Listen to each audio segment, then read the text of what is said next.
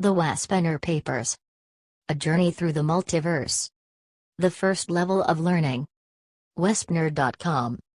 Genetic Manipulation, GM, Section. GM Paper Number 1, Nephilim, the Fallen Angels. By Wespener, Thursday, April 7, 2011. 1. Abstract, the Sitchin version. You who have read Sitchin's Earth Chronicles or even 1 or 2 books in the series, are already familiar with the term Anunnaki, Anu.Na.Ki, those who from heaven to earth came. Zecharia Sitchin, 1920–2010, was a Russian linguist and author, later a New York resident, who took on as his life mission to translate the old Sumerian clay tablets. I am not going to go into much details here about how Sitchin came to his conclusions, as this can be studied elsewhere, but in general, he found that about 450,000 years ago an advanced race of creator gods came to Earth from their home planet, Nibiru, Ni.Bi.Ru, or Si.A.M.E. In their own language, pronounced Shemi, to cut or break / creation / red ochre plus watery father plus office, ideal norm, in the Si.A.M.E. language, Anamagur, having nearly identical meanings in Sumerian as well. According to Sitchin's translations, they didn't originally come here as settlers, but to dig gold and minerals, something that Earth was, and still is, rich on. With time, this space-bound warrior race decided to use the existing primates as slaves in their minds and started an additional genetic manipulation of the early humans. The Sumerians, who left accounts of their myth inscribed on cuneiform tablets some 5,000 years ago, tell a spectacular story of these gods who came down and ruled over them. Not only do these tablets tell their present-time story, but they also told the story of their own creation, and how the gods arrived on Earth and manipulated the DNA of early humans. Apparently, these stories were taught to the Sumerian people by this warrior race and go back about 450,000 years in time. Even today, these stories, and more, are passed down to a few initiates into the mystery schools and secret societies around the world. As we shall see, this species is equivalent to the biblical fallen angels and Nephilim. Zecharia Sitchin has been accused of many things, from being a complete fraud who's making it all up, or being a government disinformation agent, a shape-shifting reptilian, part of the establishment because he went to a famous university, and more. But at the end of the day, his translations and conclusions are surviving the winds of time. Of course, he was human, and was not always right, who is. But he did a good job in helping us understand our past. And not only can we see the effects today from what the Sumerians wrote on their clay tablets and thus see that this is not a fable, but there are, like I've mentioned earlier, people who have actually met with the Si.A.M.I. from their home planet Si.A.M.E, and these beings have told them that most of Sitchin's work is right on. If I ever had any doubts about its authenticity, I do no more. Sitchin did the best he could with what he had at his convenience. I'm convinced about it. However, just because he did an outstanding job translating the tablets doesn't mean that the tablets were totally accurate. I have reasons to believe that on some accounts, the scribes, who wrote down what's on the cuneiform tablets, were not always told the truth by those who dictated them, the Anunnaki. Scholars and others may object and say that these tablets were not written by one person, and not everything was dictated, so that doesn't hold water, but it does. Most probably, the present time which the Sumerians were depicting in clay was most certainly correct from their point of view, but the past history of Earth, seen from their present, was to some extent altered to more fit into certain agendas, planned by a faction, and sometimes most of the Anunnaki themselves. We know for a fact that Marduk-Ra changed the Earth history at least once, and Ninishzida, Tot, probably did, too, and there were more. Still, they didn't bother keeping their own struggle with each other off the record, clearly showing the character of many of these beings. On the other hand, they probably had little choice, because the humans knew how they were. Despite this fact, Sitchin's version is a must-read if we want to know our own true history and our origins. This alien species had reasons to edit out and change a few things, because they also knew that those from the home planet would return to Earth one day, and they had to prepare humanity for this, so that their arrival would be as smooth as possible. In this first level of learning, I will concentrate on the Anunnaki, although there were other alien species here during the time the Anunnaki had their peak time on Earth. The Sumerian scriptures make it sound like they were the only gods here, which was not the case, something I wrote about in Genesis paper number 1, Human Origins and the Living Library. We will bring up other races too in future papers, and in the second level of learning I will tell the deeper story about the Anunnaki as it were, and as it is, according to my own research. However, this subject is so vast, everything is, isn't it? That it's more than enough, as a starter, to bring Sitchin's material into new light. And another reason why I am separating out this species from many of the others is that they are the ones who have had the most influence on humankind of all ET races from 300,000 years ago up to present time. The curious thing is that although most people think that this was all in the past, in fact, the Anunnaki never left. Some of them stayed, and there was only a short period of time, during the second half of the first millennium AD, when they all left, and this world was left with humans only for the first time in perhaps 250,000 years. One misconception that I want to point out already now is that some people think that at least we owe the Anunnaki for manipulating our DNA.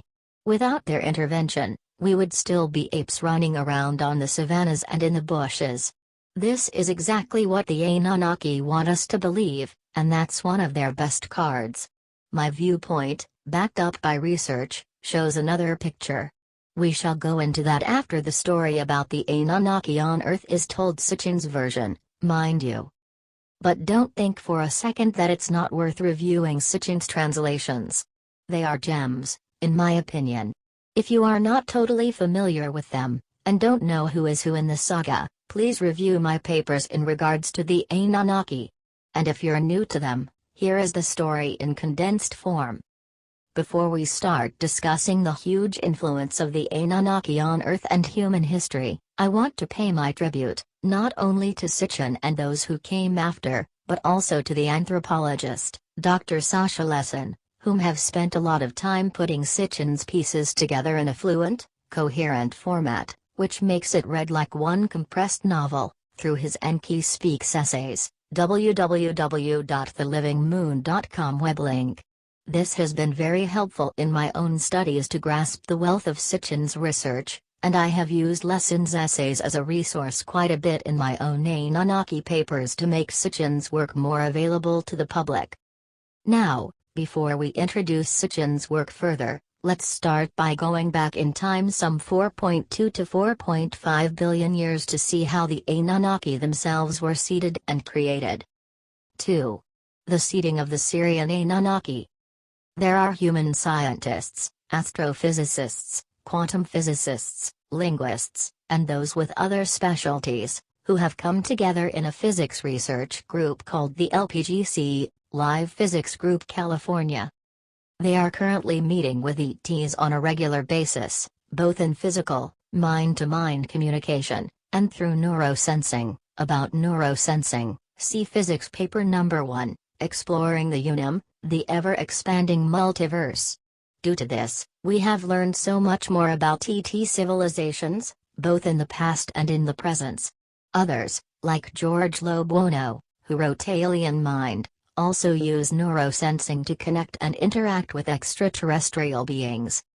This may sound like science fiction to many people, but I have interacted with this group, read a lot of material over the last year related to these subjects, and to me it is now almost routine, and I sometimes find myself thinking that amazingly enough, almost nobody on this planet knows that this is happening. It's in order to be skeptical about all this, and so was I for a long time until I had read so much astonishing material and connected the dots, that there were no longer any doubts in my mind that this is actually going on.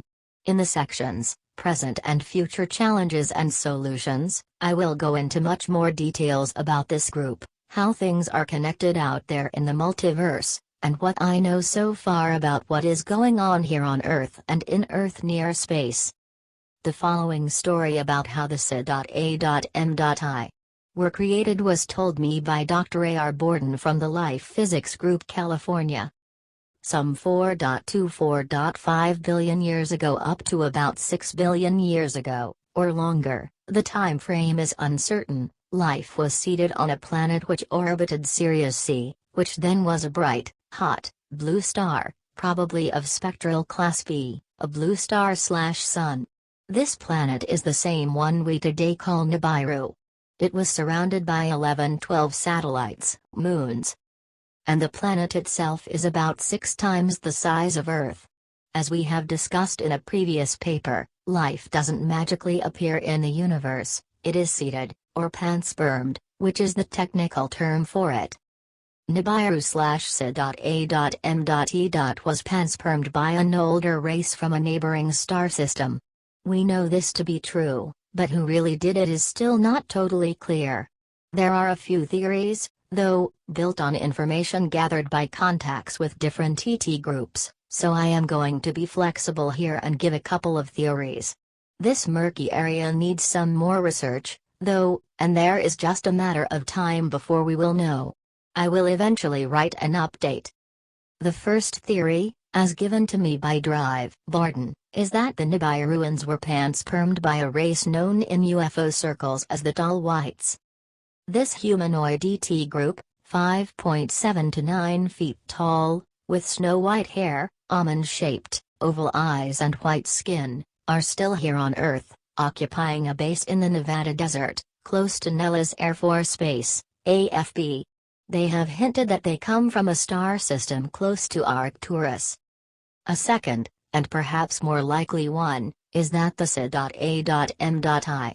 were created from had been genetically engineered by the Lyrans, just like we were to begin with. What speaks in favor of this theory is that they look very similar to how the Lyrans are normally depicted, Caucasian-looking, much taller than today's humans, and the men almost always had full beards, sometimes braided, and the men also often had long hair. We are now talking about the species which is most commonly depicted in Sumerian cuneiform, but I have reason to believe that by the time the S.A.M.I. visited Earth, they were a mix of more than one species, working in unison. At least one of these other species was reptilian. A third theory is that the S.A.M.I. is just a subgroup of the Lyrans, who developed on their own, without much intervention with their Lyran brothers and sisters. They created their own reality, became conquerors of their own and teamed up with whomever they wanted. In this version we are going to use the Tall Whites, TWs, are their creator gods until we can get that confirmed or not. The way the TWs look, we can see they are also originating from Lyra. Perhaps 2-3 billion years after Nibiru had been seeded and intelligent life forms had developed on the planet, the S.A.M.I. noticed that Sirius C was becoming unstable and would soon turn into a nova. When this happened, it would wipe out all life on the planet. If we use the Borden's version, some of it which he got from the S.A.M.I. themselves, by the way, what the TWs did was to speed up the evolution on Nibiru, so that the humanoid species they had seeded with their own DNA, and DNA from other more primitive species, could become advanced enough to space travel and perhaps be able to leave the star system before the inevitable catastrophe. 3. One catastrophe after another. According to LPGC, not too long before Sirius C became a nova, the S.A.M.I. were turned into a civilization Type 1 with help from the TWs, in order for the S.A.M.I. to survive the upcoming catastrophe. The Nibiruans were taught how to control the energy resources of their giant planet, and also how to control earthquakes, weather changes, and energy resources. In addition, they learned about genetic engineering and manipulation of DNA. This showed to be vital for their survival, because if they were not at least a Type 1 civilization at the time for the catastrophe, the whole species would have been extinct when the planet was engulfed by the red giant, which is the next step in a star's development after the nova stage. The red giant would have absorbed Nibiru and burned it to ashes, something that probably happened to the other planets in the Sirius C system, if there were any. I am still gathering information on what exactly happened next, but it seems that for some reason or another, the C.A.M.I went to war against the Tall Whites, their own creator gods, and they defeated the TWs and won the war.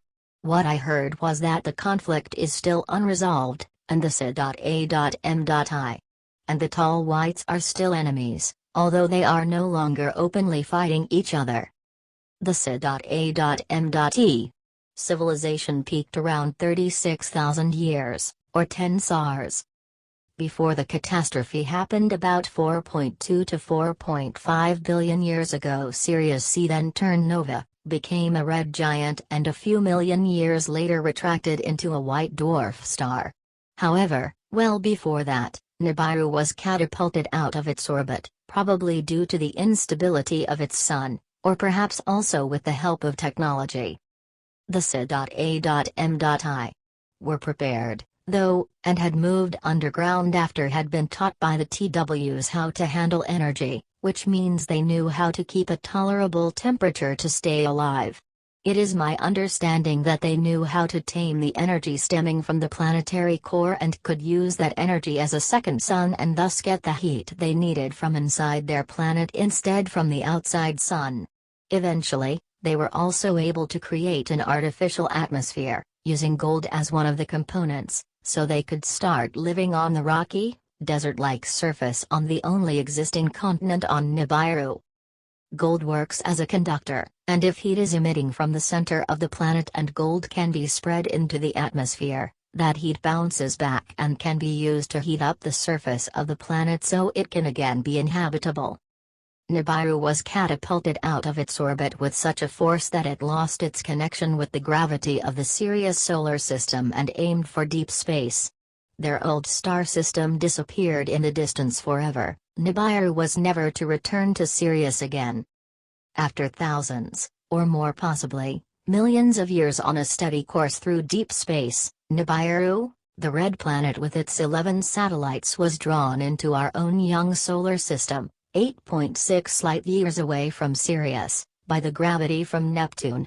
It entered the solar system in retrograde, from an angle, came in from the south and headed towards another giant planet in our own solar system, Tiamat, located between today's Mars and Jupiter. Earth, at this time, was not even created. One of Nibiru's satellites hit Tiamat and split it in half before the red planet left the solar system and continued its journey back into deep space. However, Nibiru had now become a member of our solar system, but was on a much longer, highly elliptic orbit, and only returned to our immediate solar system every 3.600 years, give or take 70 years. Both Borden and Sitchin tell us that Tiamat was destroyed this way, while all metaphysical sources, independent of each other that I've listened to, are saying that Tiamat and Mars were populated long after Earth was created. Most sources, besides the two above, say that Tiamat was destroyed by those who lived on the planet, from misuse of energy, and not because of a collision between the planet and Nibiru's moons. However, for our purpose, we are for now sticking with Sitchin's version. So, 1 SAR later, the newly adopted planet came back and hit the same spot again. This time it split one of the halves of Tiamat into pieces, which thereafter became the asteroid belt. The other half of Tiamat was thrown out of orbit from the impact and came closer to the Sun. This damaged planet became Earth. We can, allegedly, still see evidence of the impact from Nibiru's satellite when our planet was split in half, in the Pacific Ocean. Once again, Nibiru left the solar system for another SAR, leaving Earth to its fate. What happened next is what was described in my previous paper, Human Origins and the Living Library. After Earth had been seeded by the founders and eventually the vegans and the Lyrans continued where the founders left off. The Pleiadians tell us more about the variety of creator gods and other alien races existing simultaneously on the planet, creating their own civilization side by side on another CD I listened to. They say that some of these were developed in Russia and even in the Arctic and Antarctica, which were then not covered with ice but had forests and lakes due to that the polar regions were located differently from now. There are still remnants of these millions of years old civilizations to be found under the ice caps, both buildings and skeletons of giants and other, to us unfamiliar species. Some of the civilizations were run by both Lyrans, Vegans and Pleiadians, who in fact were a subgroup of the Lyrans. Due to wars and misuse of technology, these early civilizations died out and are buried underwater, ice and land, and creation to some extent had to start all over again. At the time when the Neanderthals and Homo erectus walked the Earth, our planet was still monitored by Lyrans, Pleiadians, and others, but apparently on a skeleton crew. Eventually, as told in my previous paper, the Lyrans and the Pleiadians were run off the planet and the solar system as a direct consequence of an atomic war, which was won by the S.A.M.I group. This early part of Earth history is missing in Sitchin's writings, which I believe is due to that the S.A.M.I and their subgroup, the Anunnaki, destroyed these records and changed history to their favor. They had no wish to tell mankind that they had run off their real creator gods with atomic bombs. They wanted to make us believe that the Anunnaki themselves were our creators. Now we are ready to let Sitchin take over, here presented in a condensed form by myself with help from Sitchin's original books and Dr. Sasha Lesson and his own condensed version, EnKI Speaks. 4. In the days of old, in the days of gold. As usual, there were conflicts happening on Nibiru, and 450,000 years ago, their present king, Alalu, was deposed by his nephew, the new king, whose name was Anu, Alalu's cupbearer. At the same time, Nibiru became depleted of gold in the atmosphere, and their inhabitants were also preparing for space travel again to find a planet which could provide them with the precious metal. If they couldn't find any to pump into their atmosphere, it would erode, a process that had already started. Apparently, they used gold because it's an excellent conductor, and because they no longer had a sun to warm up the planet, except for a very short time every 3,600 years, when their planet enters our solar system. They could use this precious metal to warm up the atmosphere, probably by using the heat that was emitting from the core of the planet. However, there was a problem. The average lifespan of a S.A.M.I is a little over 100 SARS, 360,000 to 420,000 Earth years, taking into account that they stay on their own planet, but their lifespan could be extended much more than that with the help of technology, which I will cover later. As explained in Physics Paper Number 2, Known Life Forms Within the Milky Way and Beyond, 2011, when we are born, we are indexed into the planet we incarnate to and are subjected to their sense of time, which is different on different worlds. Here on Earth, we are indexed to live 7,120 years, at the most, while on Nibiru it's 360,000 years. Every species we know of in the galaxy and beyond are working on extending their lifespan as part of their evolvement, and once the technique is found, usually through the above-mentioned nanotechnology, a species can extend their lives considerably. The S.A.M.I also were capable of using nanotechnology and could extend their lives up to perhaps a couple of million years, or close to it. However, just like here on Earth, on Nibiru there were people, more or less fortunate. The kings and those of royal bloodline could choose to use nanotech if they wanted to. Apparently not everybody did, and live almost forever, in our terms. But the average worker was normally not allowed to use it, perhaps because of population control. Still, as soon as they leave their planet, their lifespan shortens quite drastically, because they are no longer subjected to the same time indexing as on their own planet. If a species has a short lifespan, as humans do, we could gain from leaving Earth, But in the case of the SID.A.M.I, it was the opposite. The solution again was gold. This species uses nanotechnology while on planet and monatomic gold when off planet to keep themselves relatively young. Apparently, it doesn't totally do the trick, but the shortening in longevity is marginal if using gold when spacefaring. So, in other words, the SID.A.M.I were needing gold, both for their depleted atmosphere and for space travel. This was the situation when Alalu, was overthrown and decided to flee from Nibiru. The opportunity came when Nibiru entered our solar system and came closest to Earth. Although he knew his life was going to be much shorter on Earth, he would probably stand the chance to live longer on Earth than on his home planet, if they were out to kill him or force him to commit suicide. Alalu stole a rocket ship filled with nuclear weapons and headed for Earth.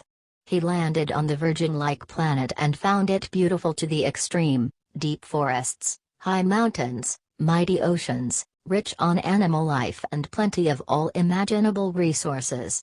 Still, he chose to land in a rocky desert because that's what he was used to from his own rocky, desert-like home planet. When he noticed he wasn't followed, he relaxed and started exploring his environment more carefully, and one day he found gold and other minerals in abundance.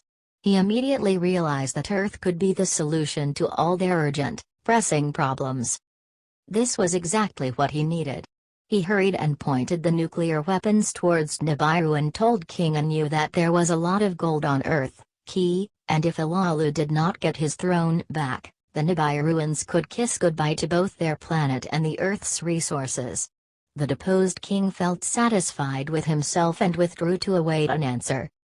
The answer came eventually. Anu decided to send his first son, Ea, meaning he whose home is waters, to Earth together with 50 male astronauts and scientists to find out if Alalu spoke the truth. Ea's pilot, Anzu, steered Airsum through the asteroid belt and had to use an advanced form of water cannons to shoot rocks out of the way so the spaceship wasn't hit. In fact, they used more than was expected and got depleted of water before they reached Earth. They knew there was water on Mars, so they made a middle landing there to fill up the resources. At this time, Mars had an atmosphere and plenty of water as well. The atmosphere was too thin for breathing, though, so they had to wear helmets when entering the planet's surface. Well loaded, the team once again set their course towards Earth. The thought of finding gold was driving them on their mission. Without it their whole civilization was threatened. Soon, Ea's rocket ship entered Earth's atmosphere and splashed into the Persian Gulf. Alalu was there and helped them ashore. Ea and his team found that Alalu had spoken the truth, so they started powdering the gold into fine dust and found that it was certainly good enough to fill their purposes. It could be used both to save Nibiru and for maintaining longevity during space travel. The Nibirans, on Anu's directives, ordered the team to send it up to the planet in Alalu's ship, so they could, via contrails, spread the gold through the atmosphere. Ea complied. But before he sent the first load of gold, he removed the nuclear missiles from Alalu's ship and hid them in a cave in the African Great Lakes area with the assistance of Abigail, whom he trusted. There were 7 missiles, which were later used to nuke Sodom and Gomorrah and the Sinai spaceport. Anzu, Ea's pilot, objected and said that during their trip to Earth, by using water cannons, they almost killed the engine, and the nuclear weapons were needed for the trip through the asteroid belt. Ea got aggravated and replaced Anzu as interplanetary pilot with Abigail, who was willing to follow Ea's directives and return to Nibiru in Alalu's spaceship, without the nukes. The mission had been successful. The Nibiruan scientists managed to refine the gold even more once it was returned to the home planet, and it was extracted into the atmosphere with desired results. Anu was pleased and left Ea and his crew on Earth, while Nibiru left the solar system for yet another long, elliptic journey before the planet once again entered our solar system after one SAR. The SID.A.M.I, who stayed on Earth, and those who followed, became known as the Anunnaki, those who from heaven to earth came, by the Sumerians, and are the fallen angels of the Hebrew Bible, says Sitchin. The ones who stayed on the home planet Nibiru are equivalent to the biblical Elohim. When Nibiru finally returned, the planet's atmosphere was once again almost depleted of gold, and to their disappointment they noticed that TA hadn't been able to collect very much new gold on Earth. However, it was enough to once again fill the atmosphere. EA decided to make another flight over the planet and suddenly found gold in Southeast Africa, lots of it. He was very excited when he announced this to the home planet. EA must have been quite lazy, or caught up in something he thought was more important than to provide his home planet with life-sustaining gold, or he would have come up with this idea earlier and been able to find the solution well in time before Nibiru's next passing, and not after the fact that Nibiru returned, finding himself almost empty-handed. Or perhaps, for some reason he didn't have access to the equivalent to a shuttle or an airplane while left alone with his crew on Earth. It's hard to believe that's the case, though. Namur, EA's half-brother and Anu's second son, was angry and jealous that EA was assigned the Earth mission, and when he heard the news that his brother had found huge veins of gold, he questioned it. He said that EA had promised a lot of gold from the waters of the Persian Gulf, and look, the source was depleted almost immediately. Namur wanted proof, not only of gold, but the abundance of it. Anu agreed, and sent his second-born down to Earth to see for himself. He found that indeed there was probably enough gold in Africa to save the planet, something Namur had to admit. EA and Namur had always been competitors, and both wanted to be in charge of the Earth mission, so the former played a trick on EA and Anu. He sent a message up to his father on Nibiru that he, Namur, needed to be in charge of this mining project, and EA should work under him. Besides, Alalu started getting restless down on Earth and had started ranting about being king of both Nibiru and Earth. This message made King Anu come down to Earth in an effort to resolve the issues. This was not the last time he had to resolve conflicts between the two competing half-brothers. He found EA and Namur in dispute with each other, so King Anu decided to draw lots, and Namur won. Discouraged, EA was sent to South Africa to start the mining, no longer in charge, and he brought his team of Anunnaki with him. This happened 416,000 years ago. Eden, Mesopotamia, was assigned to Namur, who now earned the title, the Enlil, Lord of Command, while EA was granted the oceans as his domain and put to govern Abzu, Southeast Africa, becoming in charge of the mining project. Namur was the one who gave EA the title, the EnKI, Lord of Earth. Much later, in Greece and Rome, EA became known as Neptune and Poseidon, respectively. The Enlil became Zeus and Jupiter, respectively. As a side note, we still can find many hints of the Anunnaki influence on our language. One of them being EnKI, Lord of Earth, falling back on EA, which most possibly gave the name to our planet, Earth. Next thing King Anu had to deal with was the former King Alalu. Anu confronted the old king and they started wrestling. Anu was the younger and stronger one, and put his foot on Alalu's chest while he was lying on the ground, a sign of victory. However, when Anu let go, Alalu bit off Anu's manhood as a last revenge. This is something the Anunnaki gods do as a principle, it appears. Often, when they defeat each other in battle, they cut off each other's manhood and throw it away so that person can't reproduce anymore. It's apparently in an attempt to stop that certain bloodline from producing more of themselves. By doing this, the gods eliminate the threat that the defeated person's future sons come back and take revenge, but it's also a sign of power. However, the story doesn't tell why Alalu had been out of the picture for so long. He threatened to nuke his home planet if he wasn't getting his throne back, but when EA came down to check it out, he took over and started delivering gold to Nibiru. Not a word about what Alalu did in the meantime. Perhaps it's just clay tablets missing. Anu immediately got first aid and his manhood could be sewed back in place again. When Anu recovered, he was furious and deported Alalu to Mars, together with his former pilot, Anzu, whom EA had fired. For unknown reasons, biting off someone else's manhood could lead to death, some suggest from some kind of poisoning effect. However, Alalu survived, being saved by the crew who were supposed to leave him dying on Mars. The old king recovered and survived. Enyo, now back on Nibiru, decided to create space stations in the solar system, on Mars and the Earth moon, which was the lost moon of Nibiru when it first hit Tiamat.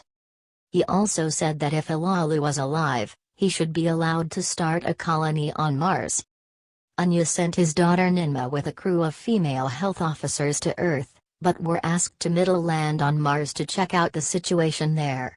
They found both Alalu and Anzu dead, but they managed to revive Anzu with advanced medical equipment and knowledge.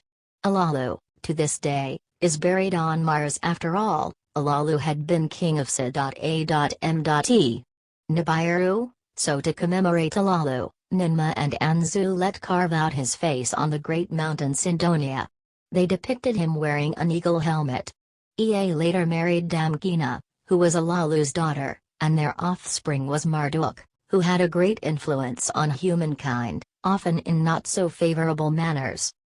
Before Ninma left Mars, she gave Anzu 20 of her people to build the first way station for the gold freighters. 5. The unsettling settlers. Ea and Namur, as we've mentioned, were half-brothers. Ea was the eldest, born from Anu's first marriage, while Namur, the Enlil, was born from a marriage between Anu and Antu. Ninma, on the other hand, was born out of a third relationship Anu had, and was thus half-sister with both Namur and Ea. Anu had early decided that Ea and Ninma should become spouses so that their offspring could be the legal heir. However, Namur took advantage of the situation and seduced Ninma, who gave birth to Ninurta. This was extremely aggravating to Anu. He was furious, but couldn't do much about it, except forbidding Ea and Ninma to be spouses after this incident, and instead Damkina was chosen for Ea. When Ninma and her crew of nurses and health officers landed on Earth, the Enlil once again tried to seduce her, but failed in the attempt. He promised her everything she needed for her project to be a success, but she refused to have sex with him again. Instead, much as a revenge, it seems, Namur raped Sud, one of Ninma's beautiful nurses, an incident which had some bad repercussions. So, Anu was furious, and Ea was as well, understandably so. He felt his brother had taken advantage of the situation to guarantee a heir of his direct bloodline on the throne. This was just one of many incidences causing conflicts between the two half-brothers. This conflict goes on up until today, as both of them are still alive. Before 50 of the Anunnaki, Namur was punished for rape by being exiled from the cities. Namur left today's Lebanon together with Abgul, who became his pilot. However, unbeknownst to everybody, Abgul was the man who had seen Ea hide Alalu's missiles. Abgul and the Enlil left for Africa, but on their way there, Abgul secretly landed outside the cave where he and Ea had hidden the nuclear missiles, and showed these to Namur, thus betraying Ea to side with his younger brother. Namur and Abgul kept their knowledge secret, and Namur decided he could potentially use the weapons if needed in the future to gain power. Now, the Enlil again approached Sud, whom he raped, and asked her to marry him, mostly to regain his status, I would presume. Sud said she'd only marry him if he made her his royal wife, and so he did. She became Ninlil, Lady of Command. Just like Namur had foreseen, he was pardoned and the marriage took place, whereafter Namur could return to Lebanon. He was very pleased, because his status was now even strengthened, he knew where the nukes were, and he got a royal wife, who bore him a son, Nanner, the first Anunnaki born on Earth. Their second child was Adad. Nanner, however, is going to be a major character in our drama as we eventually come up to present time. Ninma, who forgave Namur when he married Sud, Ninlil, could now, with King Anu's blessing, start interacting with Ea again. The two met in Eden, and Ea made her pregnant. He told Ninmah to give him a son, but she gave him a daughter. They tried again and again, but daughters were all they got, one after the other. Ea comforted himself in his despair over the fact that he couldn't get a son by flying Ereshkigal, Namar's son's daughter, to Cape Agulhas on the tip of South Africa, and seduced her. She brought him his first son, Ninishzida, Tot, and Ereshkigal took command over the monitoring station on Cape Agulhas. Further, she bore him a second son, Nergal, who was bold and limping from birth, and was in charge to run the mining operations in South Africa. Ninishzida, on the other hand, had a foot in each camp, the EnKites and the Enlilites, because both brothers' blood ran through his veins, and he supported them both over time. When Ninmah refused to let Ea impregnate her anymore, Ea sent for his wife and son on Nibiru, Damkina, and Marduk. On Earth, Ea and Damkina started to beget Ea's own clan, the EnKites, whereof Marduk, Ea's firstborn, and his earth-born half-brothers, Nergal, Jibal, Jumuzi, and Ninagal, became the first members. Namar, the Enlil, also begat his own clan with his wife Sud, Ninlil. They had two sons together, Nannar and Adad, whom reinforced him and his eldest son with Ninmah, Ninurta, in their conflicts with the EnKites. If we stop here in the story for a moment, we notice that the gods were pretty promiscuous, and seldom stuck to one woman or wife. The same went for the women. They all slept around with each other, and incest and inbreeding was the game of the day to strengthen their position in the hierarchies. All these beings mentioned so far, besides the Anunnaki who worked in the gold mines, were young royalties, spoiled, power-hungry and arrogant. After have read most of Sitchin's books and other authors' work on the subject, I can't help but think about them as big, spoiled children, playing with fire. They may have been brilliant in many ways, but it seems to me they were bored as well, and created games that sometimes had some pretty serious and nasty consequences, as we shall see. Dr. Sasha Lesson, in his essay, EnKI Speaks, summarizes Namar's achievements as follows. By 400,000 years ago, Enlil had built 7 mission centers in Mesopotamia. The centers, Sipar the spaceport, Nippur, mission control, Batabira, metallurgical center, Jurupak, med center. He built his communication center, the Dur.N.Ki the bond heaven-earth, also navel of the earth, a dimly lit chamber essential for talk with rockets en route between Nibiru and Earth, at Nippur, Sitchin, Z. The End of Days, page 6. In years to follow, Nibirans and the slaves they drafted will war for the Duranki. After the deluge, 13,000 years ago, Enlil will relocate the Duranki to Jerusalem, Sitchin, Z. The End of Days, page 15. Upon Mars, Anzu, who was the kinsman of the deceased former king Alalu, and his 300 colonists, the Igigi, now started a shuttle service, which brought the gold, transported from Africa to Mesopotamia, back to Nibiru. There it was pumped out in the atmosphere, and the planet was slowly healing. However, the Igigi were not satisfied with the deal. They thought they had to work too hard, and they wanted more of the fruit that Ninmah grew, which made the eater euphoric, and they had other demands as well. Anu sent them to Earth to talk to Namar, who was in charge down here. Reluctantly, Namar granted them a visit at Nippur, his capital. However, while Namar undressed, Anzu stole the key to the control room, a kind of computer crystal, and ran away. With this power tool, he now illegally claimed ownership of both Earth and Nibiru, and the Igigi stood behind him. This was also a perfect way to take revenge on Anzu's kinsman, Alalu, he thought. To escape, Anzu forced Namar's pilot, Abgal, to take him back to the spaceport, Jurupak. Ninurta, Namar's eldest son, took action and hunted Anzu down. He defeated him in an air battle and shot down his shuttle, whereafter he dragged Anzu before Namar and freed Abgal. The 7 who judged, Ea, Damkina, EnKi, Marduk, Nannar, Namar, Ninmah, and Ninurta, sentenced Anzu to death, and Ninurta was given the task to execute him, which he did. The matters became more complicated when it showed that Nammer's legal heir, had led the conspiracy against his own father to challenge his half-brother, Ninurta, for command of Earth.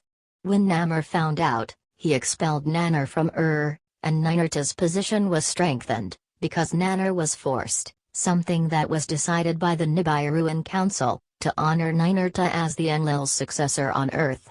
Nammer, to make sure Ninurta obeyed and felt gratitude towards him, gave Ninurta a 50-headed missile out of EA's hidden Alalu collection.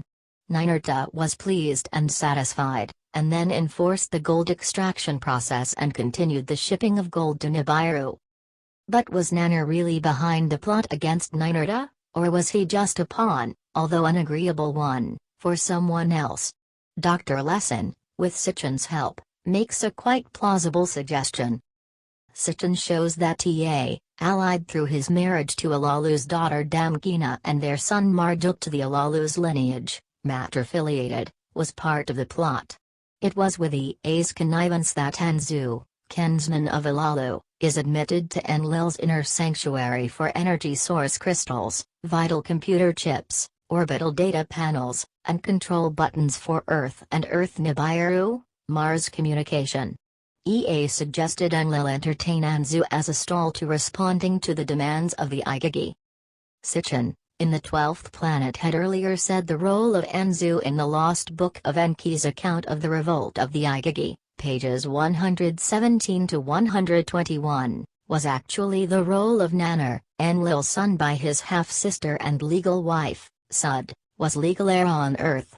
Nannar's was a challenge to Ninurta, Enlil's firstborn and heir on Nibiru, to succeed to Enlil's command of Earth. In the Wars of Gods and Men, too, Anzu, the leader of the revolt, is a descendant of Alilu, his grandson. In this version Anzu is an orphan adopted by the Mars service, rather than Anzu the pilot who took Ea to Earth and stayed on Mars to die with Alalu, page 97. Both Nannar and Ea would have benefited if Anzu vanquished Ninurta. But it was Nannar, not Ea, that Enlil exiled in the aftermath of the EnKi revolt. The 12th planet, pages 107 to 116. Anthropologists will recognize EnKi's description as a classical system of segmentary patrilineal, agnatic, lineages. In segmentary patrilineages, collateral lines, like those that descend from Ea and Enlil, sign alliance through different mothers to other royal patrilineages. The Ea lineage within the Anu clan, and especially the Marduk line of the Ea's lineage, is allied with the Alalu clan for leverage against the Enlilites within the Anu clan. Marduk's line is a matrifiliate of Alalu's clan. Matrifiliated alliances give lineages external allies as they vie for precedence in authority within their patricians. So, Nammer had in his way defeated the EnKi's revolt, and armed with all these missiles, he felt quite powerful, and while Nammer was intimidating the miners in South Africa with his nuclear power, Ea was now supposed to supervise them. The Enlil was a much harsher leader than Ea, the EnKi, and the miners' conditions worsened considerably under Nammer's ultimate leadership, and when the mining in Southeast Africa had continued for 144,000 years, the workers in the mines started feeling pretty upset about their conditions. On another account, Marduk emphasized with the EnKi on Mars, whom he said got almost no elixir, and had no spaceport on Earth they were allowed to use. They were treated less than decent. The Enlil, however, was more stern about it, and told Marduk to go to Mars and take Anzu's body with him to have it buried there, and this was meant to play out as a symbol for what happens to those who go against Lord Nammer. Ea was discouraged by the situation and felt he needed to do something.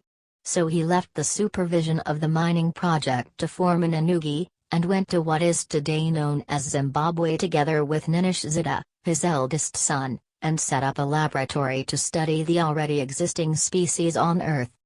Ea, a famous, ingenious scientist and geneticist on Nibiru, was fascinated over what he saw.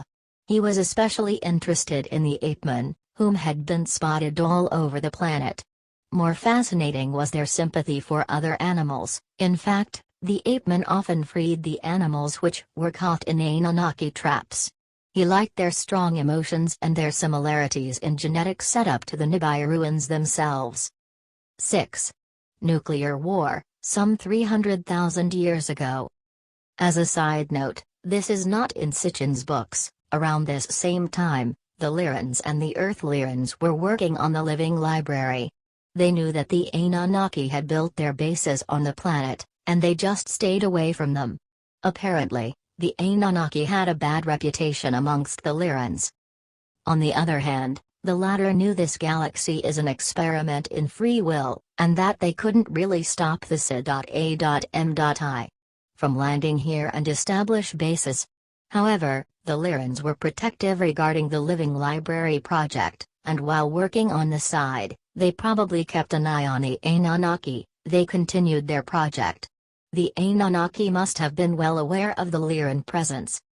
In South Africa, the miners complained that EnKI treated them too harshly, and when EnKI brought up the issue with EA, the latter sided with the miners. Knowing more about how these two half-brothers, EA and Namor, thought, we can pretty well understand the plot that took shape in EA's head. He contacted the miners and had their leaders conspire with him. He wanted them to continue nagging and complaining to bring Namor's attention, so that EA could introduce a solution. A new species. The miners were more than happy to go with EA's suggestion. When the miners started acting out, the Enlil was called upon the scene, and EA returned from Zimbabwe. In Namor's presence, the miners put their mining tools on fire, backstabbed and even took EnKI as hostage, crying out how horrible their situation was. Many of them left the mines, headed for Namor's base, and surrounded it. The situation got out of hand, so Namor called for King Anu to resolve the situation. Namor was furious and wanted the revolting leaders executed, and with them, EA as well, because he hadn't been able to keep them in check. Anu arrived at the scene and evaluated the situation and sided with the miners. He thought they were inhumanely treated, and that something needed to change. EA told Ninish Zida that they should create a Lulu, a primitive worker, to do the miners' job. These beings already existed, and all they had to do was to mix their genes with theirs, like two serpents entwined, double helix DNA, and they would have the perfect hybrids to do the job. That way, the Anunnaki workers in the Abuzu, Africa, could be relieved once and for all. Namor, on the other hand, when been informed about the project, objected to it. He said that slavery was since long abandoned on Nibiru, and should not be reintroduced on Earth, and Ninurta added that they should make machines to do the work, not hybrid slaves. This is quite ironic, because from our perspective, the Anunnaki miners were no more than slaves themselves, as were the EnKI on Mars. EA emphasized that they should be helpers, not slaves. Namor disagreed, saying that creating hybrids were forbidden by law on Nibiru, but EA tried to bypass this by pointing out that the ape-man DNA was very similar to their own and have to come from the same, original genes way back in time. All he was doing was to speed up their evolvement by adding more of the same DNA. The issue was brought before a news council, and after both sides had had their say, the council voted in EA's favor. They said they had to change the rules to save Nibiru, and if this is what it takes, so be it. EA, to his great satisfaction, got free hands. EA's research team were now working full speed to create an improved human race, but had some failures in the process, which created quite a few strange-looking creatures. In the meantime, the Lyrans saw what was coming and decided to interfere with the process. They did not want Homo erectus to be tampered with by the Anunnaki, as it interfered with their plans for the living library. The Earth Lyrans left Earth and eventually found a new home in the Pleiades. A war broke out on Earth between the two species of creator gods, the Lyrans and the Anunnaki, a war which ended in a nuclear disaster after the Anunnaki had used some of the hidden nuclear weapons to defeat the old owners of the planet. This left parts of the world deserted, which was followed by a nuclear disaster. Evidence of this, and other nuclear wars in the past, have been found in the deeper layers of the Earth's surface. Just like the Si.A.M.I had defeated the tall whites in their ancient past, the Anunnaki now defeated these creator gods as well, and those who survived fled from the planet, back to Lyra. However, some of the Pleiadians came back to Earth later and started working with the Anunnaki instead with their new seeding project, and the Renegade Group, which is currently channeled through Barbara Marciniak, are doing so to take care of their karma from have done so. They consider Ea being their ancestor, which can be explained by Ea have had sexual relationships with Pleiadian females on the side, something that happened a lot among the gods, as we have seen already. Many of them are not exactly monogamous, but very sexual and can thus be quite promiscuous. After the destruction created by the atomic war, Earth now had new owners. The Anunnaki had just conquered a new world and expanded their empire with new real estate. But the original planners had not given up on Earth. The Lyrans and later on, a renegade Pleiadian group, were determined to continue their living library experiment in the future and have since then monitored the situation, in wait for the time when we humans will be able to activate our DNA and evolve, and thus escape from their oppressors. This time has now come.